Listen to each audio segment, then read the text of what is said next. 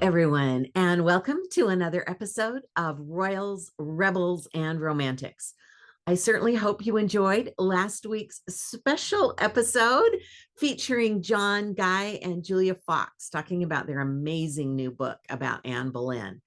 I wanted to launch that on the anniversary of the date that Henry VIII and Anne Boleyn left for France at the end of 1532, sort of embarking on that very international, as we learn from Julia and John, experience of Anne's as Queen of England. So we had that special, and now we're back to our regular schedule.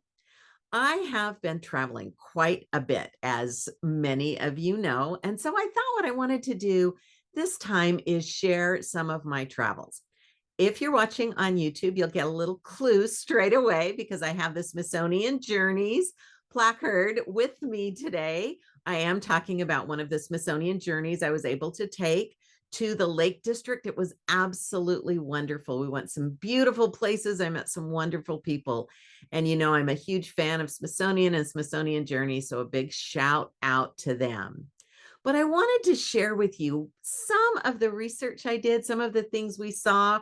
We didn't even see everything there is to see in that area, but I thought it would be fun to look at some of them. So we are going to spend some time imaginatively in the Lake District, exploring some of the kings, queens, and castles in Cumbria. And I'll just say I do have a lot of visuals for this. So if you're listening on to a podcast and you're not able to see them, you might want to just shift over to YouTube just this time and see some of the amazing images. So just making that invitation. First of all, I want to share Pendragon Castle, which is associated with the legend of King Arthur. Now, it's thought to have been built by Uther Pendragon, King Arthur's father. And there's a funny little rhyme. It's along the River Eden, which you will see in the Lake District or in Cumbria. And apparently, Uther wanted to divert the river to build the castle in a particularly special place, but was unable to do so. And the part of the little rhyme, let Uther Pendragon do what he can. Eden will run where Eden has ran. So, in other words, he was unable, despite being Uther Pendragon, to divert the Eden River, but the castle remains. There are, of course, other Arthurian sites, but this is kind of a special one. Now, here is King Arthur, one of the 9 worthies in this image. Of course, there's no evidence really of King Arthur being a real person. It might have been based, the legend might have been based on a great warrior, maybe not a king, but the legend of King Arthur certainly informs a lot of the history of Britain, including Wales and England, and it really is a fun place to sort of explore. And because so much of the Lake District is still undeveloped, you can really get a sense of some of those magical, possibly mystical times. Now, a later owner of the area is Lady Anne Clifford. So we don't really know exactly when the first building on that spot was. We do know that one of the early owners was Hugh de Morville, who was one of the knights who killed Thomas Becket. So it had sort of an interesting past, but Lady Anne Clifford rebuilt the castle in 1660, and she's very interesting. She inherited her father's title, very unusual in the 17th century, and became Baroness Clifford in her own right. So she was a patron of literature and eventually held the office of High Sheriff of Westmoreland. And Queen Anne, the wife of James VI of Scotland and James I of England, encouraged Lady Anne Clifford to hold this in her own right and pursue and keep her claim to her title. And Lady Anne was married twice. Her marriages perhaps weren't entirely successful. According to the ideas of the time, she was described as having an unyielding personality and blamed for the failure of her marriages. In any case, she outlived most of her relatives and died at age 86, which was very unusual in 1676. So she was a really important owner of that castle, a great history. Now, we also have Dalton Castle, which is associated with King question mark Stephen. You can see this is an early stronghold. It just has that sense of a stronghold. And the legend is that the nearby and very powerful Furness Abbey, the abbot there decided to build this stronghold to protect against the Scots, or the Picts as they were sometimes known. And then King Stephen, question mark King, granted the charter of the lordship to the abbey in 1127. But what is the deal with Stephen? And of course, the question is, was Stephen the rightful king, or did the title of monarch really belong to the Empress Matilda? You'll remember that Henry I's son, William, died. He perished in the sinking of the White Ship. Sometimes that's known as the White Ship disaster in 1120. And in fact, the ship was just going back and forth sort of between England and France at the time. There was a lot of back and forth. And when the ship that is said to have become sort of a party ship celebrating the great victories, when that happened, apparently the captain had also partied a little too much and it ran aground. And as it was sinking, William the heir was loaded into a lifeboat, but he heard others crying out for help, including one of his half sisters. Henry I had 2 legitimate children and a host of illegitimate children. And William insisted they go back and rescue her. And in doing so, he perished, she perished, most of the people perished. So Henry was left with only Matilda, his daughter, as his legitimate heir. And in 1126, he convinced the barons and his lords to swear fealty to her and uphold her claim to the throne. She married in 1128, she married Geoffrey of Anjou and headed over there and was there when Henry I died in 1135. That's when Stephen jumps in and claims the throne, and thus comes the anarchy, the battle between Empress Matilda, who also claimed the throne, and they battled over the throne for many years. Eventually, it was agreed. Matilda sort of gave up her right to her son, Henry, and it was agreed that Stephen would reign until he died, and then Henry would take the throne. But it was a bit of a controversy. So the abbey was dissolved in the dissolution of the monasteries under Henry VIII, and the castle was used as a courthouse. It became sort of a public building, and eventually it was owned by the family and the Duke of Buccleuch and given to the National Trust to preserve by John Douglas Montagu Scott. And so we have that castle and its preservation largely due to him. So kudos to him. Another castle, and one of my favorites that we visited, is Muncaster Castle. This is a very famous castle in Cumbria that was owned by the Pennington family. The Pennington later became the Pennington family. We know that there was a fortification built in the 1300s to fight against the Scots again in northern England. Lots of battles with the Scots, and in particular, Robert Bruce. Now, some of the stones used to build this castle came from a Roman fort. Of course, Hadrian's Wall was built across England, and there were forts all along the wall to keep England safe. And so as those forts fell into disrepair, a lot of the stones were reused, and that happened here. Now, during the Wars of the Roses, this is just an idea of this castle standing out in a time where there was nothing else around it, sort of a romantic version of it. But you can see that as a stronghold and as a place of refuge, it did stand out. And that was true during the Wars of the Roses. Now, it's said that according to tradition, the Penningtons invited in Henry VI, who was battling for his throne. His troops were, at least. Henry VI was on the run, and he was invited into this stronghold by the Penningtons. And in response, he gave Sir John a Venetian glass bowl and said that as long as this bowl remains unriven, the Penningtons from Muncaster will never be driven. That's the legend. But I want to show you, next to the picture or the image, the portrait of Henry, is a picture I took.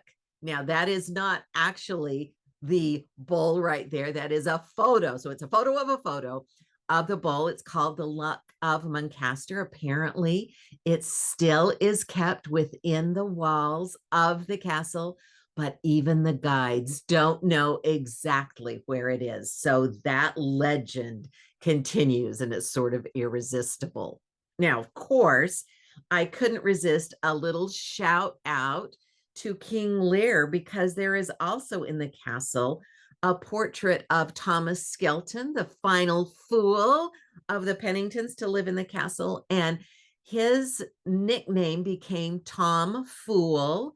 The phrase or the word tomfoolery is thought to come from him, and he may well have been the model for King Lear's fool in Shakespeare's play King Lear. That fool who speaks truth to power very much may have been modeled on Tom Fool, who is said to still hold great power in Muncaster Castle.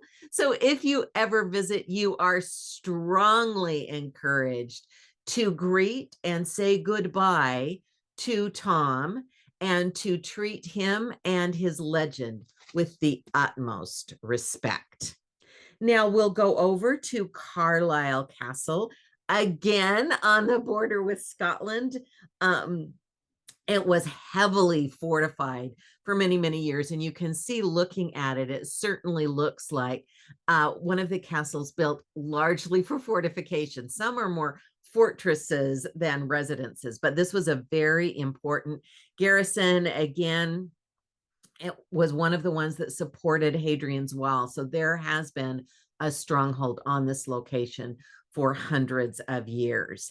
And in 1092, William II enlarged and fortified it even further, and Henry I did as well. So this was a well-fortified and very important stronghold. And interestingly, not these, but when the English were in control, it went back and forth. The Scots would capture it and the English got it back.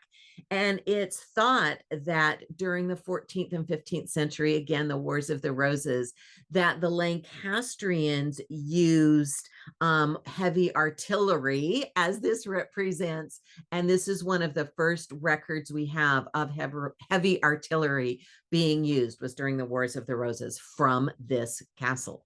Now there's more, because one of the most famous prisoners held here was Mary, Queen of Scots. She spent several months here at Carlisle in the Warden's Tower, which is then often called Mary's Tower, sort of in her honor. And so this castle has associations with Elizabeth. You'll see that she was here in 1577, long after Mary had left, but Mary was held here as well. Strongly fortified, important place. And here is Carlisle Castle, and you can imagine it continued to be important during the English Civil War. So the castle itself was held by the royalists, who were supporting the royal family, fighting against the forces of the parliamentarians. And the Jacobites, when that war was lost, the Jacobites wanted to and captured this as well, fighting for their claim to the throne, which came through the Stuarts, of course, Charles I having been executed, and then the Hanoverians having been invited in. The Jacobites continued to fight for their claim, and Carlisle Castle was important to them. And so the Jacobite theme is still strong there in Carlisle. Okay, here we have Egremont Castle, And this was important. It was originally built in the 12th century and maybe even earlier. It was built again out of some of that Roman stonework. It was built with Roman stones. And the Scots, again, many battles with the Scots, they took control. And under King David of Scotland, it was a Scots stronghold. However, battles continued, and it was then held by the de Lucy family and held for England and eventually sacked by Robert Bruce again. So in the 14th century, it changed hands once again. Now, it continued to be important, and in 1569, during one of the first really strong and potentially successful, it was put down, but it was a really significant rebellion against Elizabeth I from the rebels in the north, the nobles in the north.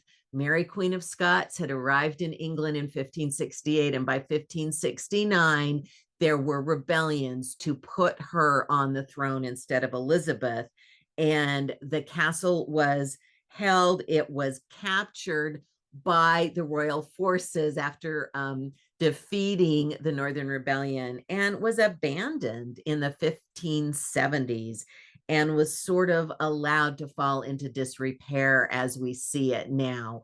A single room remained into the 18th century, and it was a courthouse for a while. And in fact, Wordsworth wrote a poem, The Horn of Egremont Castle, and that poem is about how the true leader of the castle, the true inheritor, only the rightful heir, can blow the horn and get it to sound.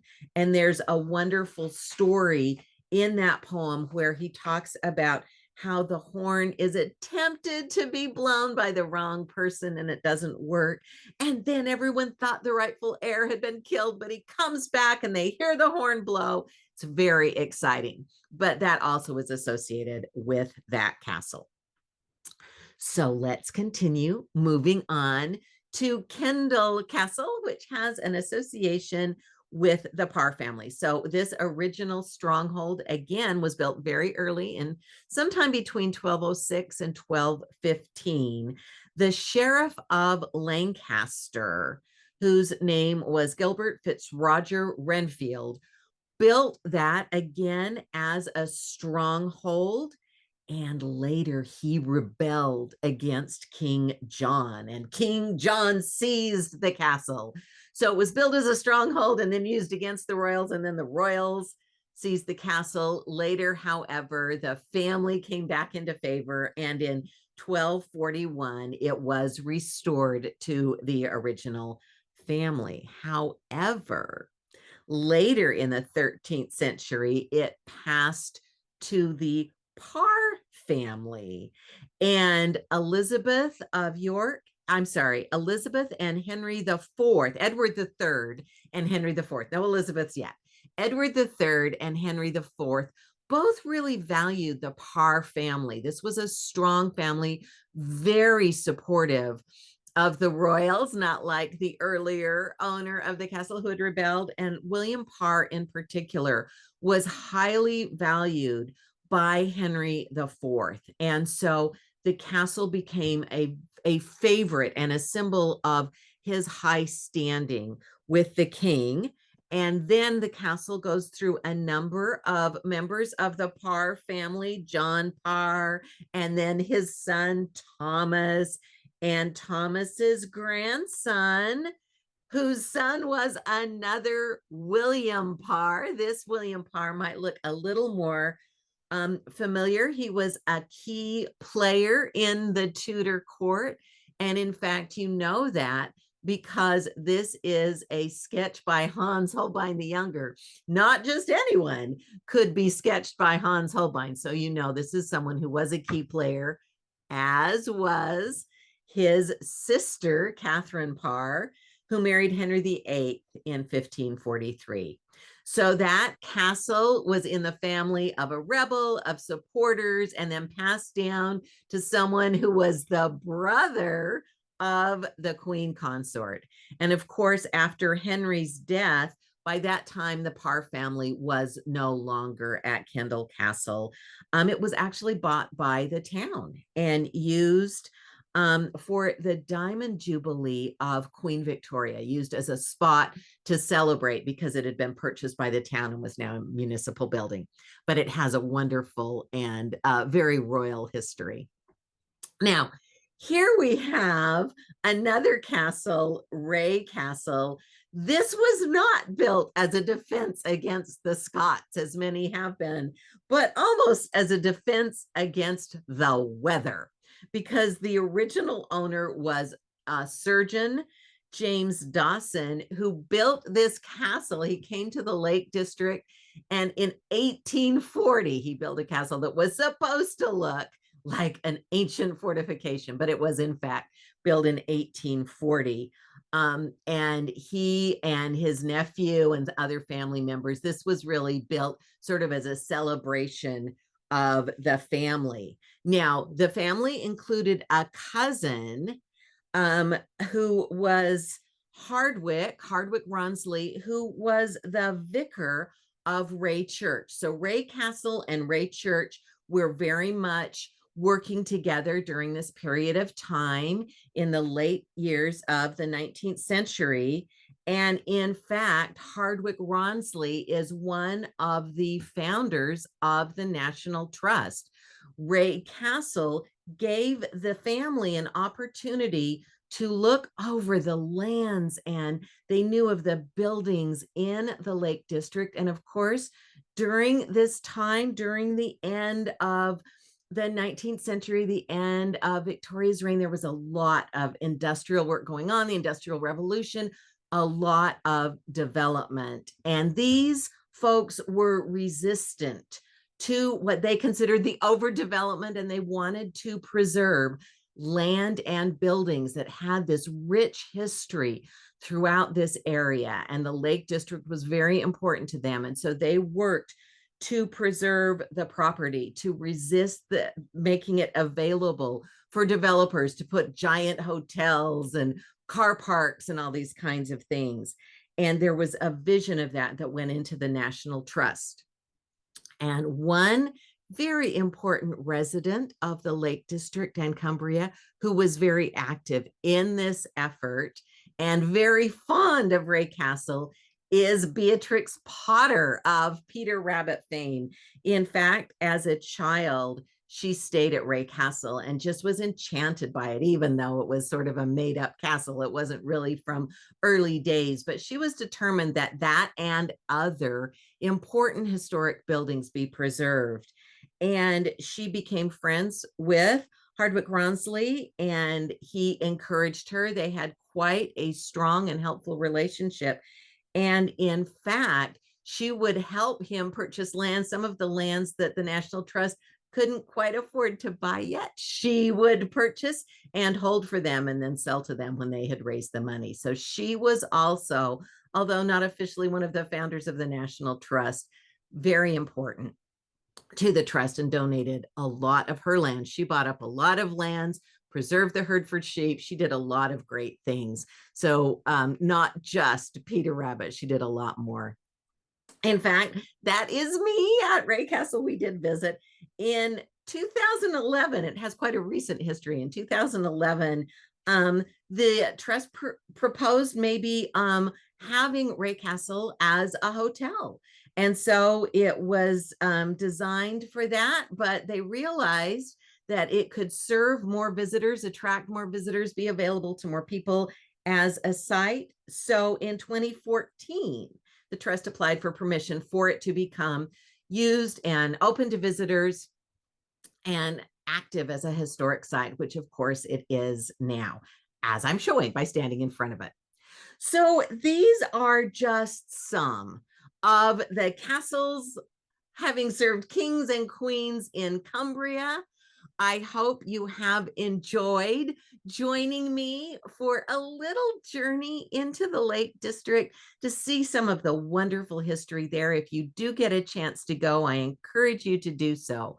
and to appreciate the work that has gone into restoring and preserving these important sites there. That history goes all the way back, even before the Romans, but it's wonderful to see Hadrian's Wall and just imagine everything that's happened as the people have walked there. And of course, that shows us that history really does show us what's possible. So thank you for joining me. I hope you continue to do so and come back as we keep shaking up history together.